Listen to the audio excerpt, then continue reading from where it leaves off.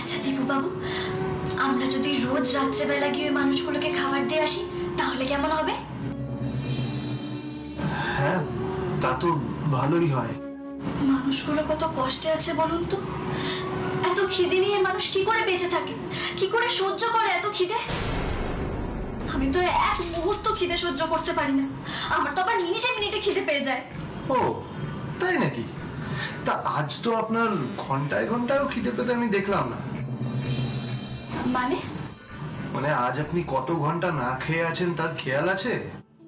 অপু, আজকের দিনটা তো আর একটা দিন ছিল না, এটা ঝড় ছিল। সারা দিন ধরে শুধু বয়েই গেল। তাই তো, আমি তো অনেকক্ষণ কিচ্ছু খাইনি।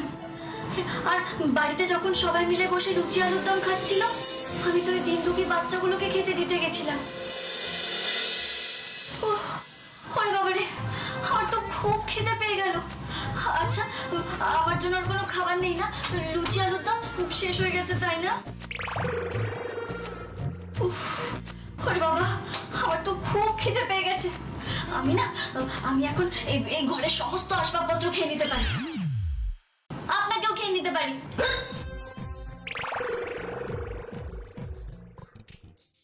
দূর বাবা, আপনি আবার হেঁচকি তুলছেন কেন? হ্যাঁ, আমার খিদে পেয়েছে আর উনি হেঁচকি তুলছেন। আরে বাপ রে বাপ, না না বাবা, এই ঘরের আসবাবপত্রগুলো খেয়ে ফেলার আগে আপনি বরং এক কাজ করুন। আপনি এখন এগুলো খেয়ে ফেলুন, তাহলে এই আসবাবপত্রগুলো অন্তত বেঁচে যাবে প্রাণে।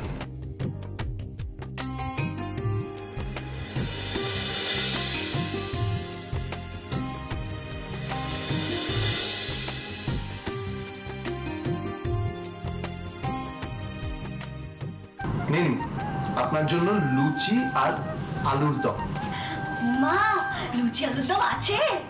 আরে এটা আপনি কি বলছেন? তা থাকবে না? এই বাড়ির সবাই কি আপনাকে ফেলে নিজেরা খেয়ে নিতে পারে? এতদিনে এই বাড়ির সবাই আপনাকে হাড়ে হাড়ে চিনতে পেরেছে, বুঝতে পেরেছেন? ওরা সবাই জেনে গেছে যে অন্যদেরকে খাওয়ানোর জন্য আপনি নিজের খাওয়ার কথা ভুলে যেতে পারেন। আবার খিদের কথা মনে পড়লে আপনি অন্য মানুষের মাথাও চিবিয়ে খেয়ে নিতে পারেন। সেটা অবশ্য আমার চেয়ে ভালো কেউ জানে না, তাই না? ও, আপনি জানেন বুঝি সেটা? জানি না আবার। এখন হয়তো আপনি খিদের কথা ভুলে যেতেন, কিন্তু মাঝরাতে মনে পড়লেই আমাকে ঠেলে পাঠাতেন ওই রান্নাঘরে। আর আমিও বাধ্য হয়ে আপনার জন্য কালি ঝুলি মেখে রান্নাঘরে ওই খাবার খুঁজতে যেতাম।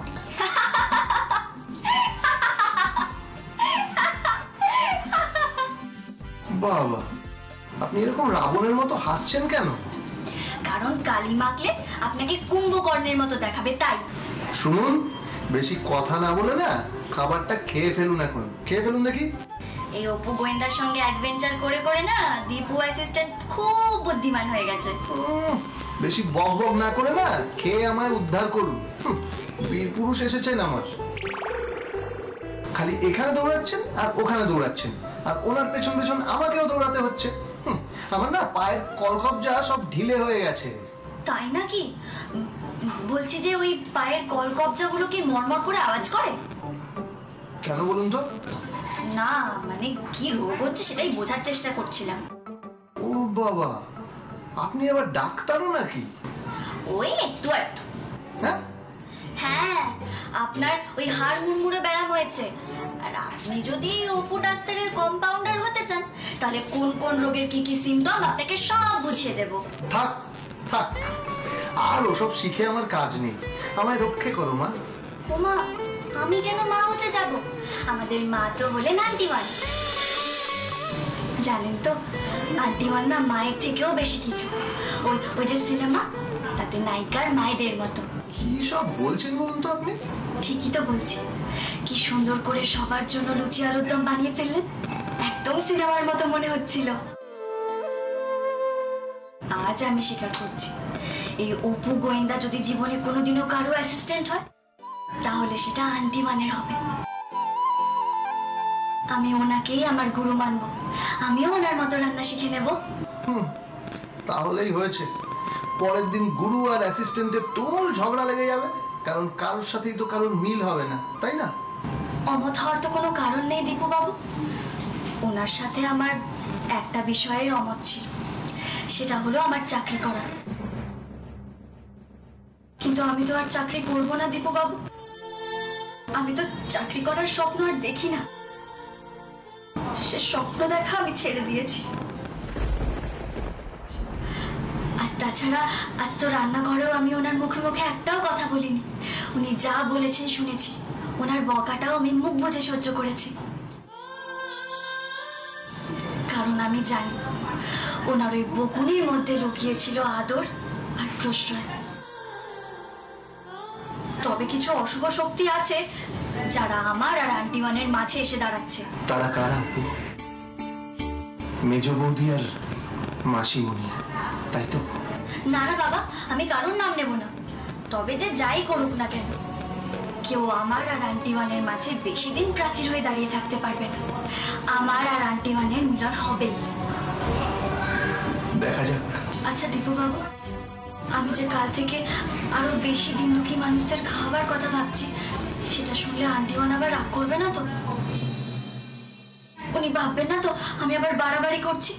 আপনি আমার পাশে থাকবেন তো? আপনাকে পাশে না পেলে কিন্তু আমি কিচ্ছু করতে পারবো না।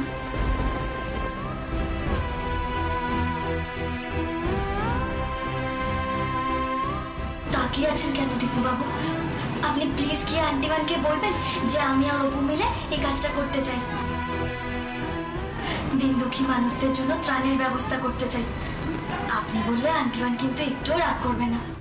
আমার মা এসব কথা শুনলে এমনিতেও রাগ করবে না অপু। অপু, আমার মাকে বাইরে থেকে ওরকম কঠিন মনে হয়, কিন্তু ভেতরটা কিন্তু মায়ের খুব নরম। আমার মা খুব শৃঙ্খলা পরায়ণ মানুষ। ডিসিপ্লিন মেনে চলা উনি খুব পছন্দ করেন, কিন্তু তাই বলে কঠিন মানুষ নয়। আমার মা মেয়েদেরকে নিয়ে কেন এত প্রোটেক্টিভ সেটা তো আমি আপনাকে বলবো বলেছি অপু। যাক, এবার আপনি খেয়ে নিন। পরে খাবো, তার আগে আপনি আজ আমায় কারণটা বলুন। আমি একটু একটু জানি সেই কারণটা। সেটা হলো আপনার বোন খুকু। আজ আমায় খুকুর কথা বলুন দীপু বাবু, প্লিজ বলুন।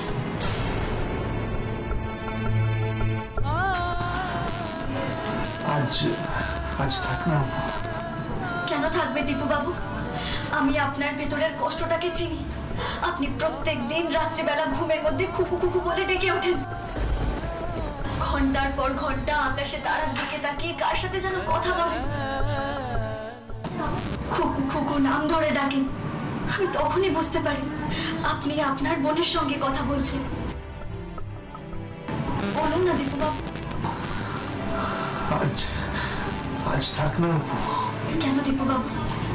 আমি কি এখনো আপনার সেই বন্ধু হয়ে উঠতে পারিনি যার সাথে মনের সমস্ত কষ্ট ভাগ করে নেওয়া যায়, যার সাথে কথা বলে মন হালকা করা যায়? বলুন না দীপু বাবু। এইভাবে আর কতদিন ঘুমড়ে ঘুমড়ে কষ্ট পাবেন? আমি কি পারি না আপনার কষ্টটা ভাগ করে নিতে? আমি কি পারি না আপনার বেস্ট ফ্রেন্ড হয়ে উঠতে? পারেন অপু, আপনি পারেন। আপনি ছাড়া এই কাজ আর কে করতে পারবে বলুন তো? যে কিনা আমার সম্মান, আমার পরিবারের মান সম্মান বাঁচানোর জন্য নিজের সমস্ত স্বপ্নকে বিসর্জন দিয়ে দিতে পারে, সেইটা আমার সবচেয়ে ভালো বন্ধু। অপু, আমি তো আপনার সাথেই আমার মনের সমস্ত কষ্ট ভাগ করে নিতে পারি, আর ভবিষ্যতেও আমি আপনার সাথেই আমার সমস্ত কষ্ট ভাগ করে নেব। সারা জীবন ধরে আমি আপনার সাথে সমস্ত গোপন কথা ভাগ করে নিতে চাই অপু।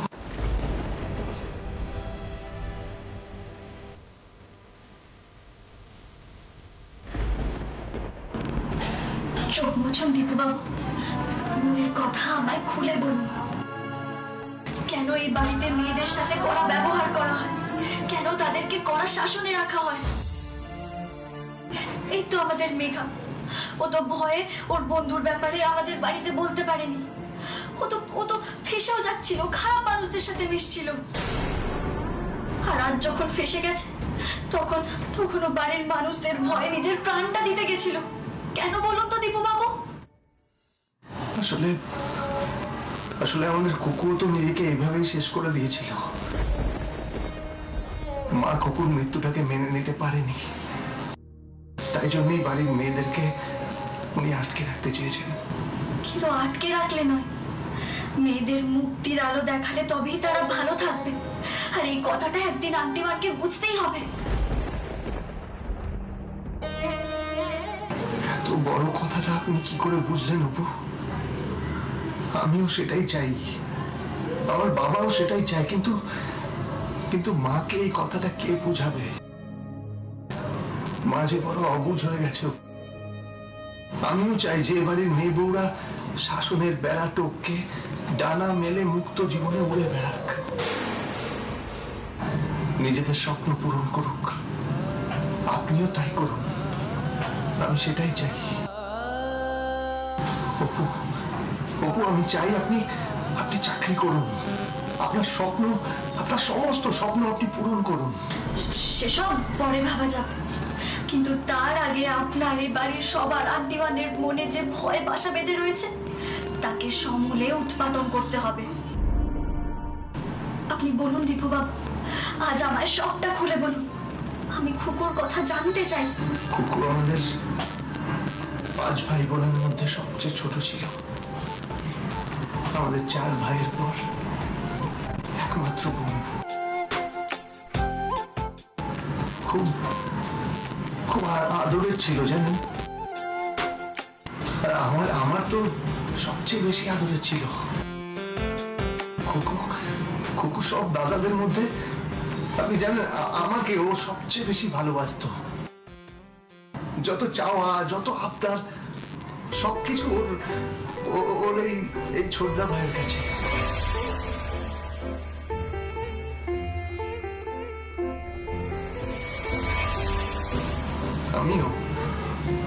আমিও ওর সব সব পূরণ করতাম। তাই নাকি? হ্যাঁ তো, এমনকি ওই কোচিং এ না গিয়ে বন্ধুদের সাথে সিনেমা দেখতে যাওয়ার পারমিশন, টাকা দুটোই আমিই দিতাম। সত্যি? একদিন না, দিনের পর দিন আমি ওকে এভাবে অন্যায় পারমিশন দিয়েছিলাম। দাঁড়া দাঁড়া দাঁড়া দাঁড়া, জানতাম আমি ঠিক ভুলে যাবি জলটা নিতে। এত তাড়াহুড়ো? হ্যাঁ ধর, নে ধর, ঠিক সময় করে জলটা খাবি। হ্যাঁ, যা এবার যা। ঠিক আছে, টাটা।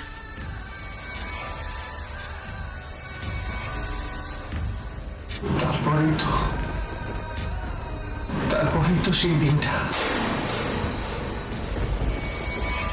দেখ, পদ্মা সিনেমা হলে না একটা নতুন সিনেমা এসছে। দেখ, একটা এয়ার হোস্টেসের গল্প, একটা মেয়ের নিজের লড়াইয়ের গল্প। প্লিজ রে, দেখতে দে না। এয়ার হোস্টেসের গল্প? মেয়ের লড়াইয়ের গল্প না? ভালো সিনেমা। Last time. ঠিক আছে, কিন্তু এরপর কোনোদিন কিন্তু তোর কোনো রকম আবদারের জন্য আমি মাকে ম্যানেজ করতে পারবো না, বলে দিলাম। লাস্ট টাইম এটা।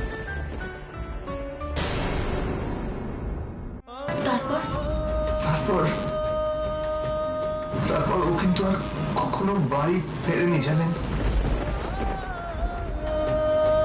ও কিন্তু সেদিন সিনেমা হলেও যায়নি। ও বাড়িতেই ফিরে আসছিল। আমাকে ফোনে সে কথাই জানাতে চাইছিল, কিন্তু আমাকে ফোনে পায়নি। আমি সিনেমা হলের সামনে বাইক নিয়ে দাঁড়িয়েছিলাম। এদিকে আমার বোনটা, আমার ছোট্ট বোনটা যখন একা একা বাড়িতে ফিরছিল, কতগুলো শয়তান হায়নার দল ওকে ফলো করছিল, ওকে তাড়া করেছিল। ওই শয়তানগুলো আমার বোনের সাথে অসভ্যতামি করতে গেছিল, কিন্তু ওদের হাত থেকে বাঁচতে গিয়ে গঙ্গার জলে চাপ দিয়েছিল।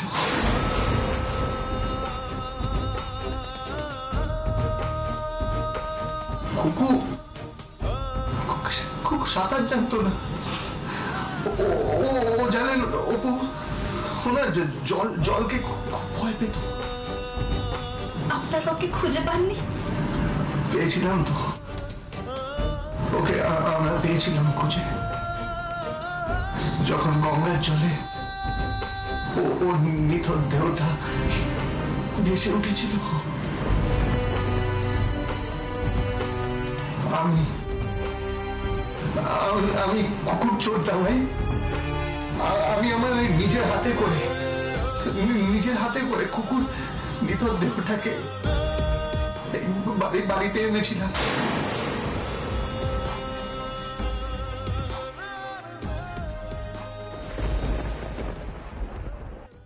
কেন কেন আমি ওকে সেদিন ওই সিনেমা হলে যাওয়ার পারমিশন দিয়েছিলাম? কেন কেন কেন? শান্ত হন দীপুবাবু, শান্ত হন। আমি পারি না শান্ত হতে অপু। আজকে আমার প্রশ্রয় আমাদের খুকু আমাদের সবাইকে ছেড়ে চলে গেছে। আজকে আমার জন্য আমার মা এতটা কঠিন হয়ে গেছে। তাই তো আমি মায়ের উপর এখন কোনো কথা বলতে পারি না। আমি মায়ের সব কথা মেনে নিই। আমি আমার মায়ের কথার কোনোদিন প্রতিবাদ করতে পারবো না।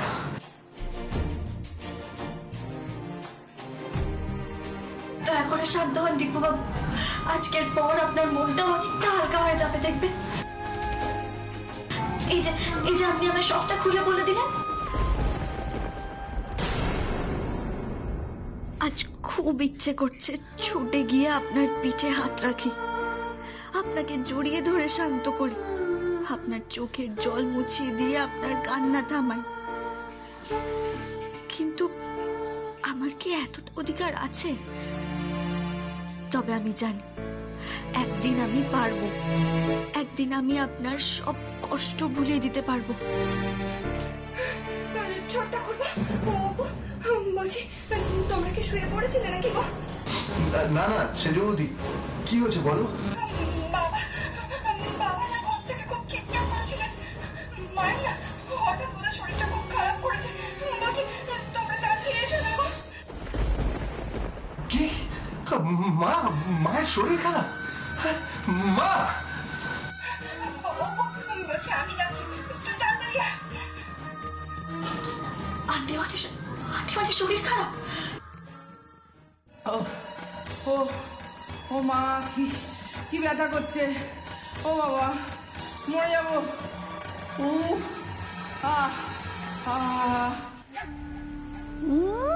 ন্যাকা আতো কি বুড়ি আমার, একটু ব্যথা হয়েছে কি হয়নি ন্যাকামি শুরু হয়ে গেল।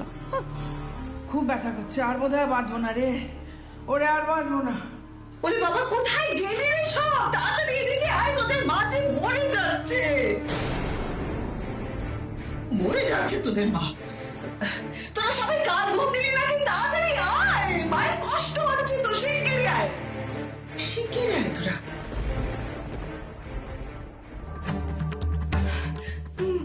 মা মা আপনার কি খুব কষ্ট হচ্ছে মা?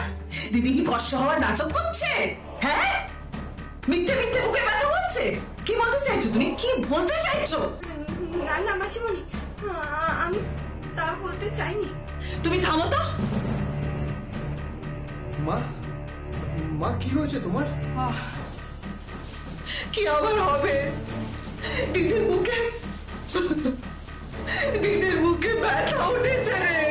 কি বলছো মা? বুকে ব্যথা উঠেছে? কখন থেকে? ঘুমিয়ে পড়েছিলাম রে বাবা, তারপরে ওই হঠাৎ ব্যথার চোটে ঘুমটা ভেঙে গেল। উড়ি বাবা, আমি মরে যাবো রে। উড়ি বাবা, কি সর্বনাশ! বাবা কোথায় গেছে? বাবা বাবা! আমি দূর জামাই বাবু গেছে ফোন করে ডাক্তারকে খবর দিতে। কপাল, আমার দিদিকে ঠিক করে দাও ঠাকুর, দিদিকে ঠিক করে দাও। আর পাচ্ছি না রে, ব্যথা করছে রে। মরে যাবো। কিন্তু হঠাৎ কি হলো মা? না, মা তো সুস্থই ছিল, হঠাৎ বুকে ব্যথা কেন উঠলো? তা তো হবেই, সব হয়েছে তোর ওই বউয়ের জন্য। ও মা, আন্টি আমি আবার কি করলাম? কি করেছো জানো না? কোনো কাজই তো পারো না তুমি। লুচি আলুর দম রান্না করতে গিয়ে একেবারে ছড়িয়ে লাট করেছো সব।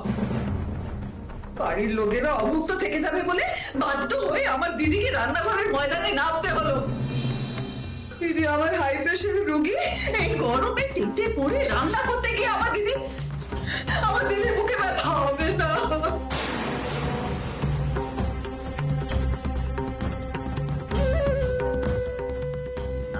আন্টিমান, আপনার বুকের কোথায় ব্যথা করছে বলুন, আমি একটু আপনার বুকে হাত বুলিয়ে দেবো। এই খবরদার, তুমি আমার দিদিকে টাচ করবে না বলে দিলাম, খবরদার। কোন দিকে ব্যথা করছে, বাঁ দিকে নাকি মাঝখানে? কোন দিকটা ব্যথা করছে বুঝতে পারছি না। আন্টিমান বুকের মাঝখানে হাত বোলাচ্ছে, বুকের নিচে পেটের ওপরে হাত বোলাচ্ছে। আচ্ছা আন্টিমান, আপনার কি পিঠেও ব্যথা করছে? আপনি বলুন তো। এই এত কথা বলছো কেন তুমি? এত কথা কেন বলছো দিদিকে? তুমি কি ডাক্তার নাকি? শোনো, জামাই বাবু গেছে ডাক্তারকে ফোন করে ডেকে আনতে। চুপ করো তুমি। না না, ডাক্তারের অপেক্ষা করে সময় নষ্ট করে কোনো লাভ নেই।